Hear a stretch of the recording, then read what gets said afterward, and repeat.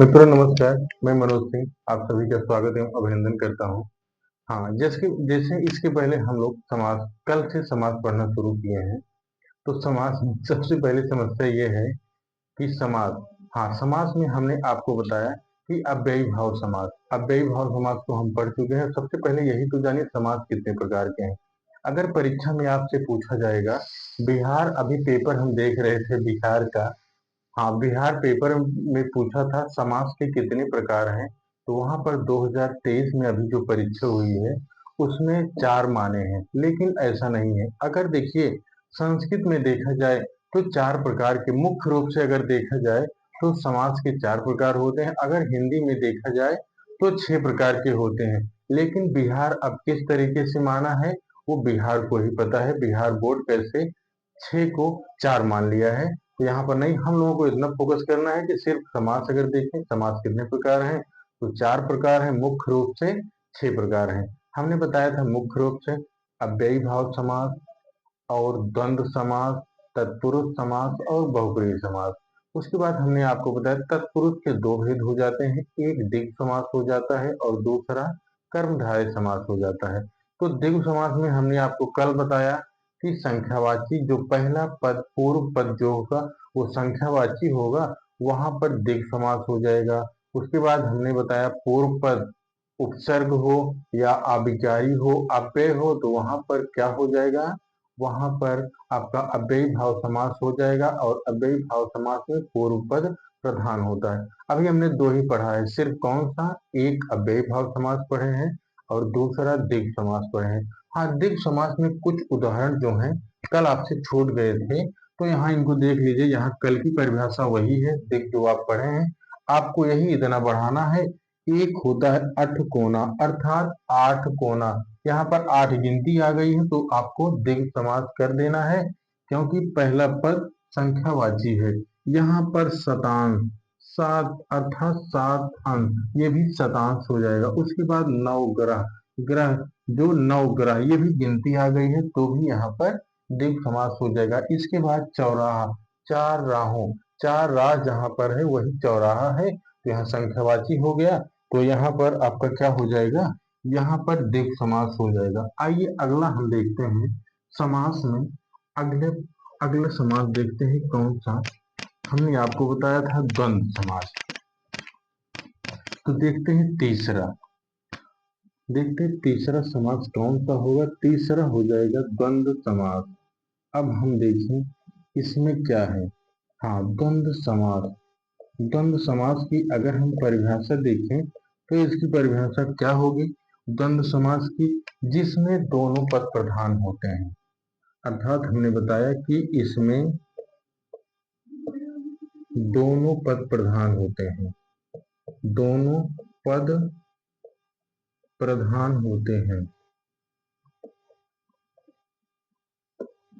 दोनों पद प्रधान होते हैं।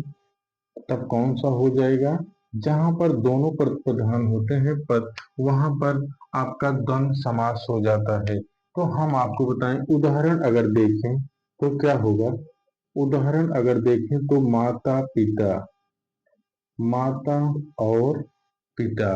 उसके बाद अगला देखते हैं भाई बहन, भाई और बहन। अभी हमको यहाँ इतना ही उदाहरण देखना है। इसके बाद इसके प्रकार जब हम देखेंगे तब आपको अलग अलग तरह से उदाहरण को बताएंगे। अभी आपको इतना समझना है कि द्वंद्व समास जिसमें दोनों पद प्रधान होते हैं, अर्थात माता और पिता। यहाँ पूर्व पद भी प्रधान है और उत्तर पद भी प्रधान है। यहाँ भाई बहन में भाई भी पूर्व पद है, प्रधान है, और उत्तर पद बहन है, ये भी प्रधान है। अब आइए इसके हम रूप या बंटवारा में चलते हैं। ऐसे तो नॉर्मल छोटी परीक्षाओं में, छोटी का जैसे एसएससी वनडे की जितनी भी परीक्षाएं हैं उसमें आपका इसके प्रकार नहीं पूछेंगे। लेकिन हाँ, अगर आप टीजीटी पीजीटी की तैयारी कर रहे हैं या हायर की या जीआईसी की या एलटी की तैयारी कर रहे हैं तो वहां पर द्वंद्व समास के प्रकार आपसे पूछ सकता है। तो हमको देखना क्या है, हमको देखना है द्वंद्व समास के प्रकार कितने हैं। यहाँ पर देख लेते हैं, द्वंद्व समास के 3 प्रकार हो जाएंगे। हमने आपसे बताया 3 प्रकार, कौन कौन सा यहाँ पर देखते हैं। एक हो जाएगा इतरेतर द्वंद्व, इतरेतर द्वंद।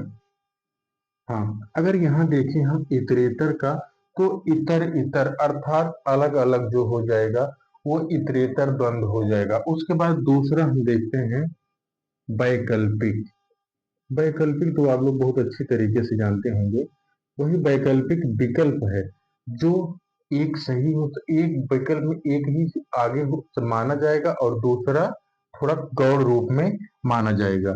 वैकल्पिक हो गया पहला इतरेतर और दूसरा वैकल्पिक और तीसरा हो जाता है समाहार। हाँ, समाहार द्वंद। यहाँ भी द्वंद कर लीजिए, वैकल्पिक द्वंद। हाँ, अब आपको जानना क्या है यहाँ पर, जैसे देखें पहचान के लिए अगर हम कहें इतरेतर में, तो यहाँ पर और शब्द का लोप हुआ रहता है। और का लोप हमने आपसे बताया, यहाँ और शब्द का लोप हो जाता है। जैसे हम आपसे कहें माता पिता, तो यहाँ क्या हो जाएगा, यहाँ पर माता और पिता हो जाएगा। इसी तरीके से दूसरा उदाहरण देखते हैं, गौरी शंकर। हाँ, आपसे बताएं दूसरा क्या है, गौरी शंकर, अर्थात क्या हो जाएगा, यहाँ गौरी और शंकर हो जाएंगे। इसी तरीके से अगला शब्द है भाई बहन। भाई बहन, हाँ यहाँ योजक चिन्ह रहेगा, तो यहाँ पर भाई और बहन, हमने कहा इतरेतर में और का लोप हो जाता है। वैकल्पिक में अगर आप देखें तो विकल्प सबसे पहले यही देखना है कि कहाँ से मूल शब्द है, ये बी है और उसके बाद कल्प इसका शब्द है और इसमें एक प्रत्यय जुड़ा हुआ है, तो यहाँ पर वैकल्पिक हो जाएगा। बी उपसर्ग है, कल्प जो है इसका मूल शब्द है और एक प्रत्यय लगा हुआ है, तो यहाँ पर वैकल्पिक हो जाएगा। इसका अर्थ क्या होता है, हाँ इसमें क्या होता है, इसमें उपाय अथवा का लोप हो जाता है। अथवा, जैसे विकल्प आपसे कहें यहाँ पर क्या है, अथवा एक शब्द आता है, इसका लोप रहता है। हाँ, यहाँ पर अथवा अगर देखें तो अथवा का लोप हुआ रहता है। उदाहरण के लिए अगर हम देखें तो वैकल्पिक में जैसे पाप पुण्य, अब एक व्यक्ति कोई दो काम नहीं कर सकता है, या तो पाप कर सकता है और वह या तो पुण्य कर सकता है। इसी तरीके से अगला देखते हैं भला बुरा। भला बुरा, हाँ भला और बुरा, तो ये भी अथवा, भला या तो ये व्यक्ति भला होगा अथवा बुरा व्यक्ति होगा, क्योंकि दो एक व्यक्ति में दोनों गुण एक साथ नहीं रह सकते हैं। तो इसी तरीके से अगर हम कहें समाहार, समाहार को अगर हम देखें, जैसे एक कहते हैं, एक शब्द आता है समाहार का, देखिए दाल रोटी।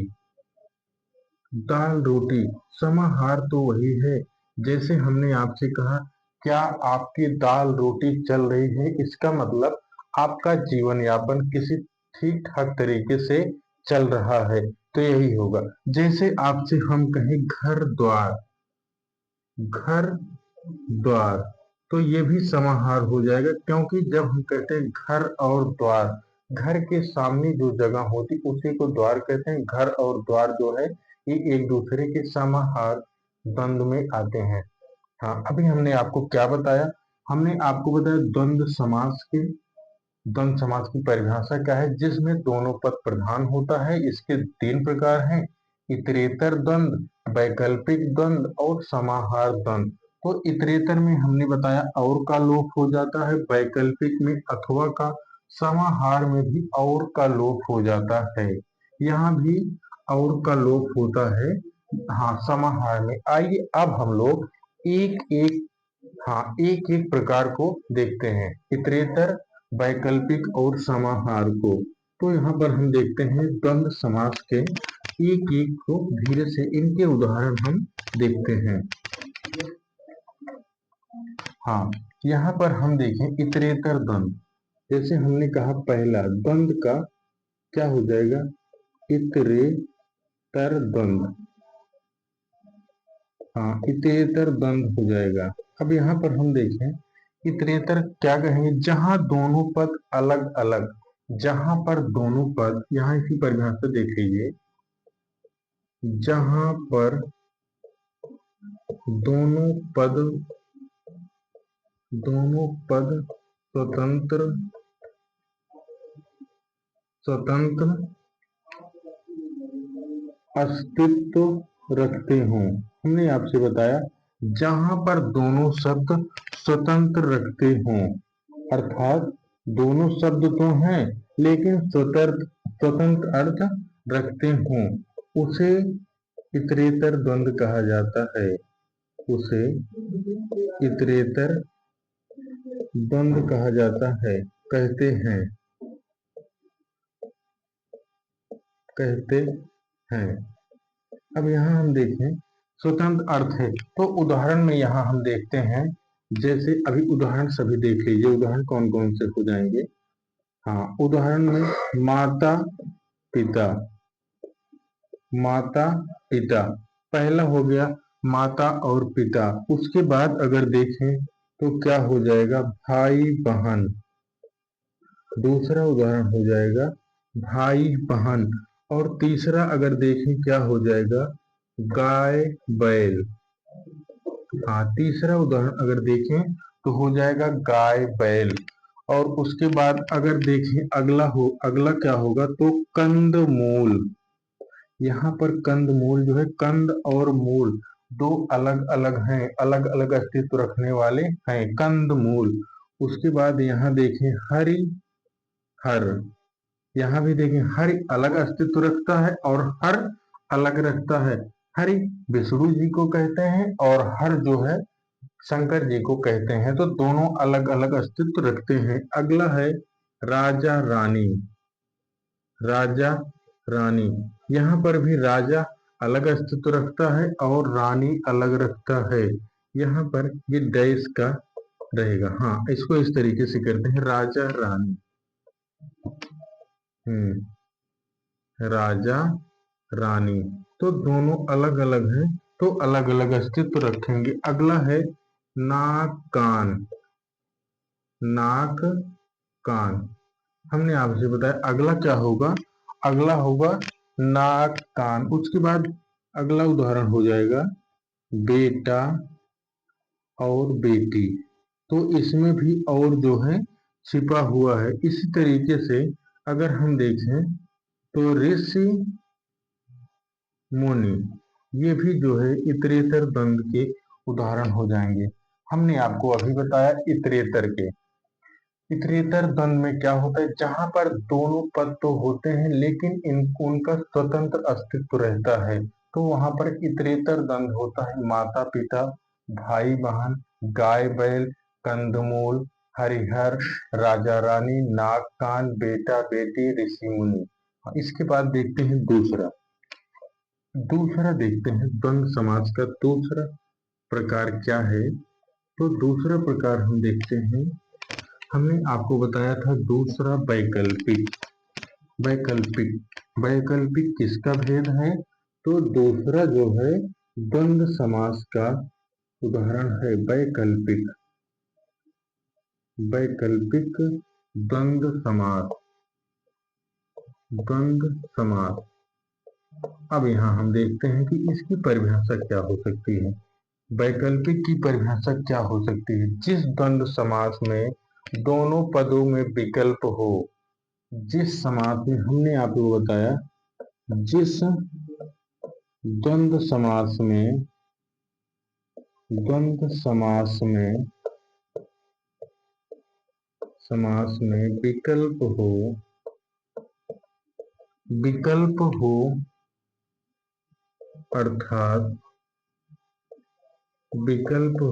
अर्थात साधारणतः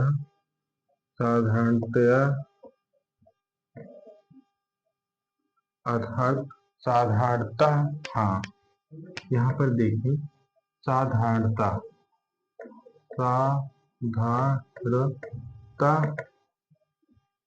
हाँ, यहाँ पर रा भी रहेगा, एक मिनट, थोड़ा सा मिस्टेक है। साधारणता, हाँ, यहाँ पर हो जाएगा साधारणता दूसरे का विलोम हो। जैसे हमने बताया साधारणता दूसरे का विलोम हो। हाँ, दूसरे का विलोम हो तो इसे क्या कहेंगे? विलोम शब्द हो तो वहाँ वैकल्पिक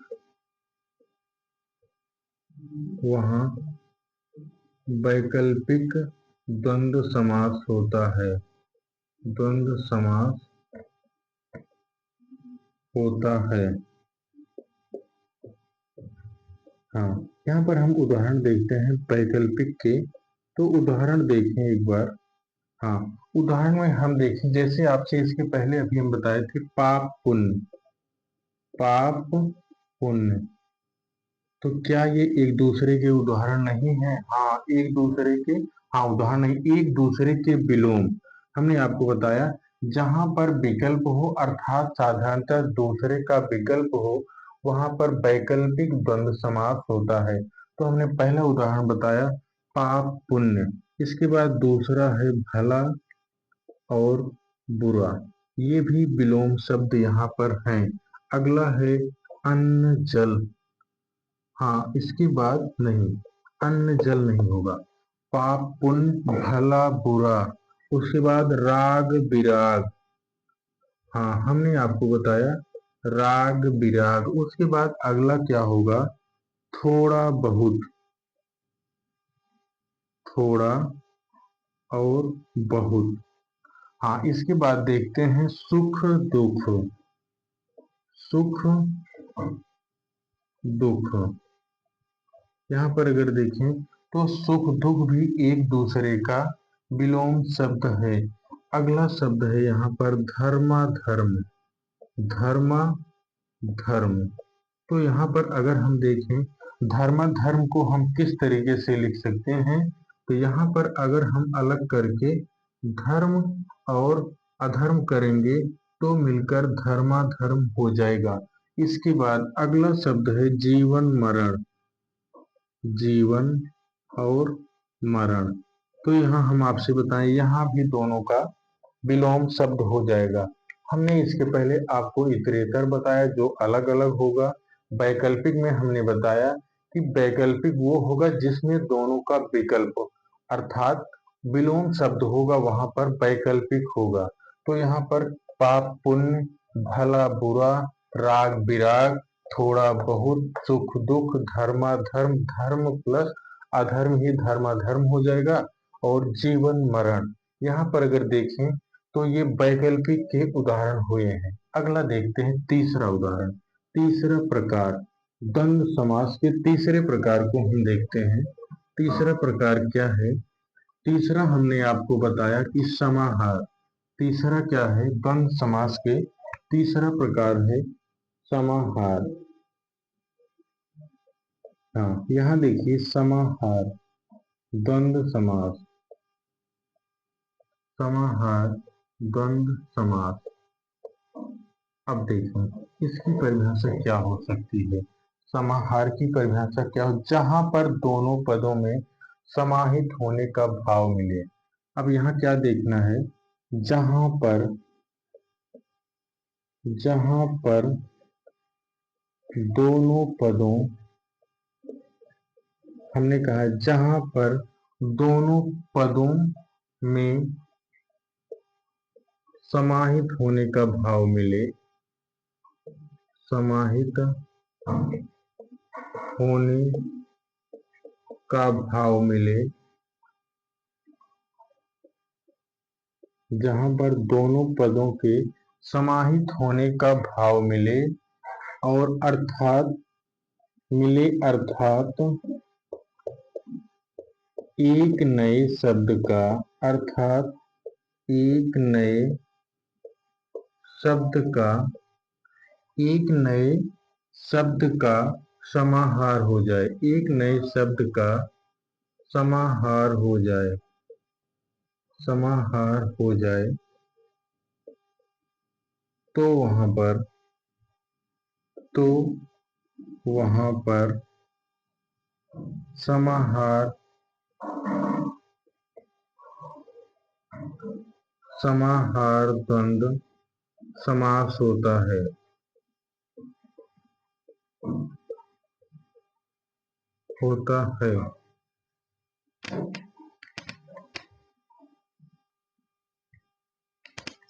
हाँ, आइए देखते हैं। समाहार में हमने देखा, अब इसके उदाहरण देखते हैं। उदाहरण क्या हो सकता है? तो हमने अभी आपको बताया था उदाहरण में कि क्या होगा जहां पर दोनों पदों में समाहित होने का भाव मिले, अर्थात एक नए शब्द का समाहार हो जाए, तो वहां पर समाहार द्वंद्व समास होता है। आपको हम बताएं, अभी हमने बताया था, क्या बताया था? उदाहरण दाल रोटी। दाल रोटी हमने बताया था कि दाल रोटी कहने से हमको एक चीज ये मालूम हो जाता है कि जैसे आपसे हम कहें कि हाँ भैया आपकी दाल रोटी चल रही है, इसका अर्थ ये हो जाता है, समाहार हो जाता है कि हाँ आपका जीवन यापन ठीक तरीके से चल रहा है। तो यही अगला शब्द क्या है? अगला शब्द है जीव जंतु। हाँ, जीव जंतु। अगर हम कहें, एक शब्द अगर यहाँ देखा जाए, एक शब्द होता है कि जीव जंतु की हमेशा रक्षा करिए। जीव जंतु की रक्षा करिए, तो वहां पर जीव और जंतु जो है एक के लिए समाहार हो जाता है। अगला उदाहरण हम देखें, अन्न जल। अन्न जल। अब अगर आपसे हम कहें कि हाँ आप कुछ अन्न जल ग्रहण किए हैं, तो क्या ये समाहार नहीं हो जा रहा है किसी एक बात के लिए? तो हाँ सही बात है। हम आपसे अगर कहें क्या आपने अन्न जल लिया, तो इसका मतलब है कि आपने कुछ खाया पिया कि नहीं। हाँ, समाहार यहाँ भी हो जा रहा है। अगला हो जाएगा बाल बच्चे। अभी अगर आपसे हम कहें कि हाँ भैया आपके बाल बच्चे कैसे हैं, तो भी समाहार हो जाएगा। अगला है घर द्वार। घर द्वार, यह भी समाहार हो जाएगा। अगला है नून तेल। आपने शायद इसको जानते होंगे, नून तेल। जो नून तेल का भाव जानता है वही समझेगा। ठीक, अगला है खाना पीना। ये भी क्या है? समाहार हो जाएगा। खाना पीना। हाँ, यहाँ खाना पीना हो गया। उसके बाद अगला शब्द आ जाता है अंधा बहरा। अंधा बहरा। हाँ, यहाँ पर हो जाएगा अंधा बहरा। फिर उसके बाद हो जाएगा भूखा प्यासा। क्या हो जाएगा? भूखा प्यासा। हाँ, यहाँ पर हो जाएगा भूखा प्यासा। हाँ, उसके बाद अगला उदाहरण हो जाएगा कपड़ा लत्ता। कपड़ा लत्ता। तो यहाँ, हाँ देखिए, हमने आपको बताया कि समाहार द्वंद्व ही होता है जहां पर दोनों पदों में समाहित होने का भाव मिले, वहां पर समाहार द्वंद्व होता है। दाल रोटी, जीव जंतु, अन्न जल, बाल बच्चे, घर द्वार, नून तेल, खाना पीना, अंधा बहरा, भूखा प्यासा, कपड़ा लत्ता, ये सब समाहार द्वंद्व के अंतर्गत आएंगे। अभी हमने आपको क्या बताया? हमने आपको बताया द्वंद्व समास। द्वंद्व समास में क्या होता है? दोनों पद प्रधान होता है। इसके तीन भेद हो जाएंगे, इतरेतर, वैकल्पिक और समाहार। तीन भेद हो जाएंगे। द्वंद्व समास के कितने भेद हैं? तो तीन भेद हैं। हाँ, अब हम अगला समास देखते हैं। हाँ, अभी तक हमने द्वंद्व समास को देखा, फिर अगला समास देखते हैं। द्वंद्व समास के प्रकार देखे हैं। अब देखते हैं अगला। अगला कौन सा समास होगा? अगला हम देखें कर्मधारय। चौथा क्या है? चौथा है कर्मधारय।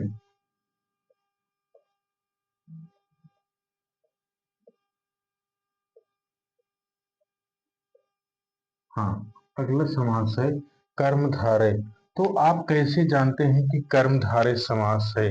किस तरीके से? जैसे हम आपको बताएं, कर्मधारय समास वही होता है जहां पर आपको विशेष और विशेषण मिले, वहीं पर कर्मधारय समास होता है। तो कर्मधारय को सबसे पहले जानने से पहले हमको ये जानना है कि विशेष विशेषण होता क्या है। विशेष विशेषण अगर हम जब तक नहीं जानेंगे तब तक जो है कर्मधारय समास को नहीं जान सकते हैं। तो सबसे पहले हम देखते हैं, जैसे हमने कहा गाय काली है। हाँ, यहाँ हम कहें गाय काली है तो हम क्या कहेंगे, क्या है, गाय जो है काली है तो क्या हो जाएगा, ये इसका विशेषण हो जाएगा। और गाय क्या हो जाएगा, ये विशेष से हो जाएगा। अगर हम आपको बताएं, जिसकी विशेषता बताई जाती है वो विशेष होता है और जिस उसकी विशेषता होती है वही विशेषण होता है। हाँ, यहाँ ये भी कर्मधारय में इसको भी देखना है और उपमेय उपमान को भी देखना है। जैसे हम आपसे कहें पीपर पात सरिस मन डोला। सरिस मन डोला, तो यहाँ उपमेय और उपमान को हम देखते हैं। अभी हम कहें, इसका कहने का अर्थ है पीपल के पत्ते के समान हमारा मन डोल रहा है। तो हम आपको बताएं पीपल क्या हो जाएगा, पीपल जो है ये उपमान हो जाएगा। हाँ, पीपल, यहाँ पर पीपल पात सरिस मन डोला, यहाँ पीपल उपमान हो जाएगा और मन क्या हो जाएगा, मन यहाँ उपमेय हो जाएगा। तो ये उपमेय और उपमान है। यहाँ डोला जो है साधारण धर्म, इसको जब अलंकार में हम पढ़ेंगे तब आपको बताएंगे। हाँ, ये साधारण धर्म हो जाएगा। सरिस जो है ये इसका वाचक शब्द हो जाएगा। हम आपको बताएं कर्मधारय में आपको दो जानना है। क्या जानना है कि सबसे पहले इसमें विशेष और विशेषण होता है और दूसरा उपमेय और उपमान का प्रयोग होता है कर्मधारय समास में। तो आइए देखते हैं इसको हम कर्मधारय समास, कर्मधारय समास को देखते हैं। हम आपसे बताएं इस पद में, दोनों पदों में, इसमें जो है क्या है, इस समास में, इस समास में दोनों पदों में, दोनों पदों में विशेष और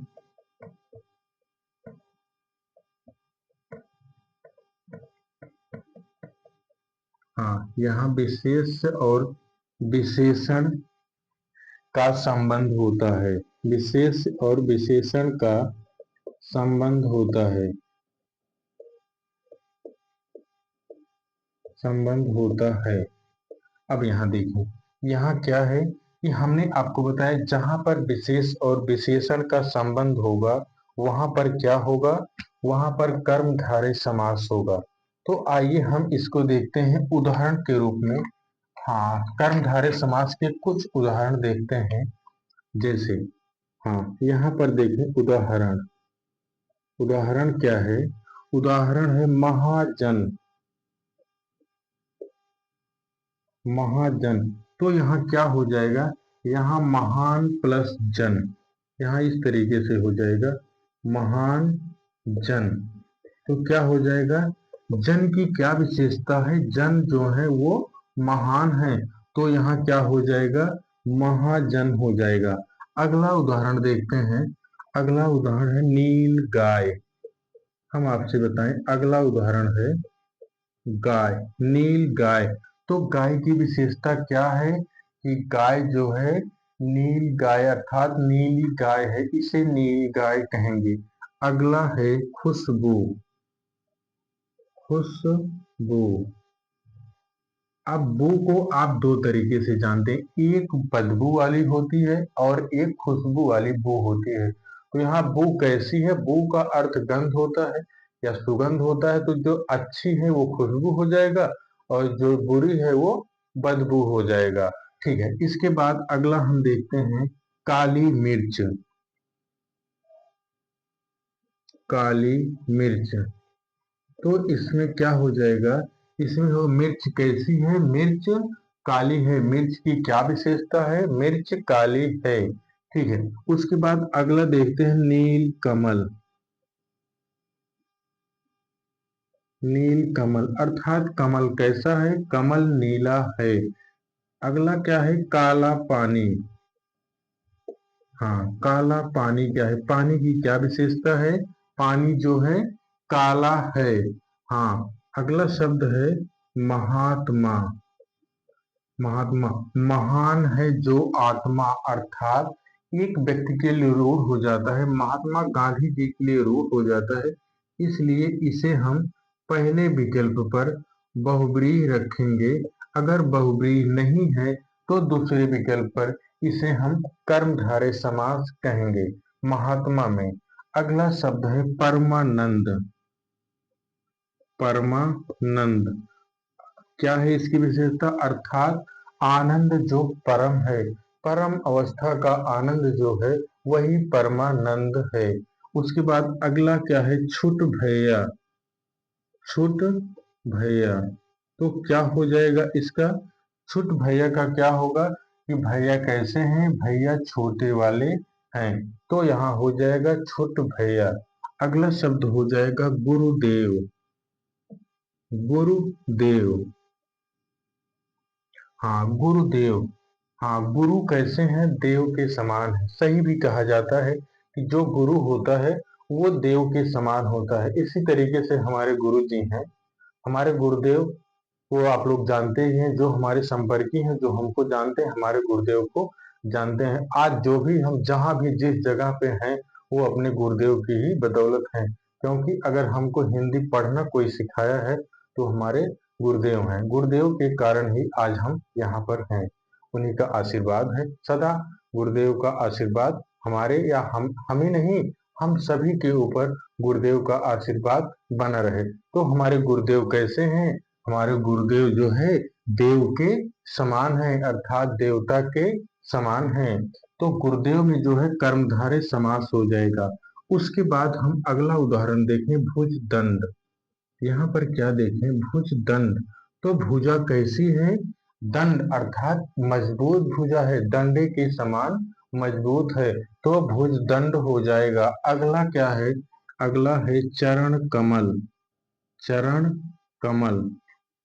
चरण कैसा है? चरण जो है, चरण की क्या विशेषता है कि चरण कमल के समान है।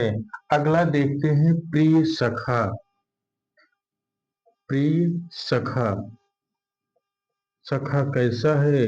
सखा जो है प्रिय है, तो इसे जो है प्रिय सखा कहा जाएगा। ठीक है। अभी तो हम लोग पढ़ रहे थे कि विशेषण जो है, अभी तक हमने पढ़ा था विशेषण पद पहले होने पर। यहाँ अगर देखा जाए तो जो है, यहाँ हमने देखा विशेषण पहले होने पर। विशेषण पहले होने पर। होने पर। हाँ। अब हम बताएं आपको, हमने अभी कर्मधारय में देखा नियम नंबर 1 था, क्या था कि विशेषण पहले होने पर जो उदाहरण है, जो विशेषता बताई जाती है वो पहले है, तो यहाँ पहले है। इसके बाद अब दूसरा इसका उदाहरण हम देखते हैं। क्या देखते हैं? जहां पर विशेषण बाद में होगा, इसको देखते हैं। हाँ, इसको देख लीजिए एक बार। उसके बाद तब हम देखते हैं विशेषण बाद में होने पर क्या होगा। ठीक है मित्रों, आइए कर्मधारय में हम अगला एक नियम देखें कि विशेषण पहले होने पर। उसके बाद हम दूसरा नियम क्या देखते हैं कि विशेषण जब बाद में होता है। दूसरा नियम है कर्मधारय का, विशेषण बाद में होने पर। हाँ, विशेषण बाद में होने पर। बाद में होने पर।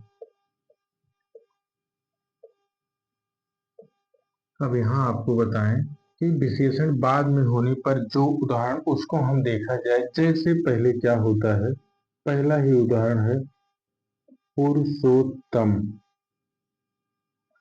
हाँ, अगला है, ये पहला उदाहरण है पुरुषोत्तम। तो इसमें क्या हो जाएगा? अर्थात पुरुष में उत्तम जो है वही जो है पुरुषोत्तम है।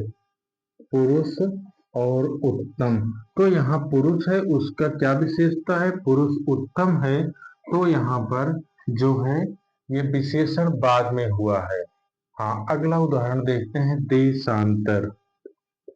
अगला उदाहरण देखते हैं देशांतर। देशांतर में क्या हो जाएगा, देशांतर में हो जाएगा देश की क्या विशेषता है, देश की विशेषता अंतर है, तो देशांतर हो जाएगा। अगला उदाहरण है नरपुंगव। नरपुंगव, नरपुंगव में क्या होगा, नर प्लस पुंगव। पुंगव क्या होता है, पुंगव का मतलब श्रेष्ठ होता है। हाँ, पुंगव का हम देखें तो पुंगव पुंगव का अर्थ क्या हो जाएगा, श्रेष्ठ हो जाएगा। नर में जो श्रेष्ठ है अर्थात वही नरपुंगव है। तो अगला देखते हैं नराधम। हाँ, यहाँ क्या है नराधम। नराधम, तो क्या हो जाएगा इसका, नर अधम। नर कैसा है, नर जो है अधम है, तो विशेषता जो है यहाँ विशेषण बाद में है, तो यहाँ पर क्या हो जाएगा, कर्मधारय के हमने एक नियम बताया पहले, उदाहरण आपको कि विशेषण पहले होगा, दूसरा बताया कि विशेषण बाद में होगा, तो भी यहाँ कर्मधारय होगा। अगला देखते हैं कि जब दोनों विशेषण एक साथ हो जाते हैं तो उसके उदाहरण एक बार देख लेते हैं यहाँ पर। हाँ, दोनों विशेषण जब एक साथ हो जाएंगे तो देखना, तब उदाहरण देखते हैं। तीसरा नियम है, तीसरा नियम क्या है, दोनों विशेषण एक साथ होने पर, दोनों विशेषण एक साथ होने पर, एक साथ होने पर,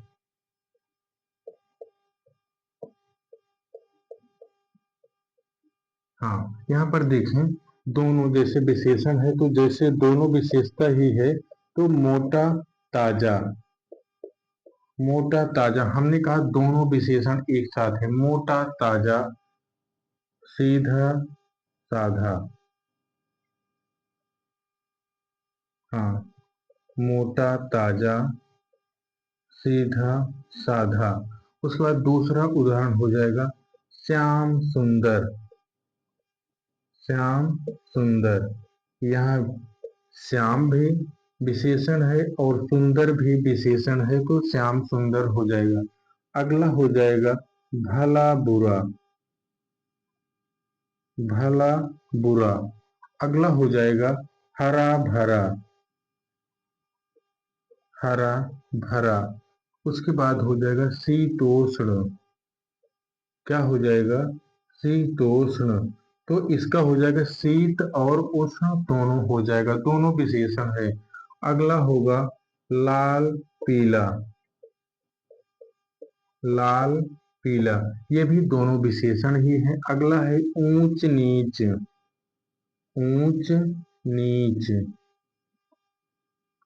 अंतिम हो जाएगा कृता कृत।